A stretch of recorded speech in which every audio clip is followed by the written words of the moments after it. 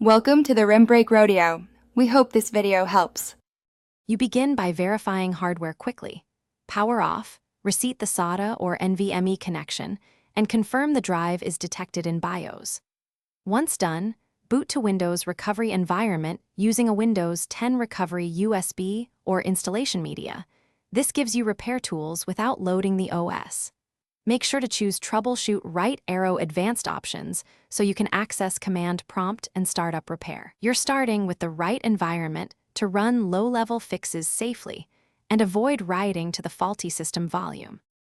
You now perform targeted repairs from command prompt in WinRe. First, run diskpart to confirm the SSD and its partitions. If partition table corruption prevents repair, consider cleaning and recreating partitions only if you have a backup. Next, run chkdsk with the /f and /r flags against the Windows partition to repair file system errors and recover bad sectors. This can take time, so be patient. If Windows won't start, use bootrec commands to repair MBR, write a new boot sector, and rebuild the BCD. These directly restore. Once Windows boots, apply driver updates for OSI or NVMe controllers and run trim to optimize the SSD. Check fsutil behavior to confirm trim is enabled.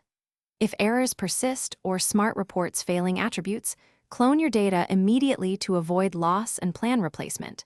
Software repairs can't fix hardware failure. Make sure to run the SSD vendor's diagnostic tool in another machine if possible. This isolates OS issues versus physical drive faults. If diagnostics confirm failure, stop using the drive and restore from your clone or backup onto a new SSD. Thanks for watching. Consider subscribing if we helped you.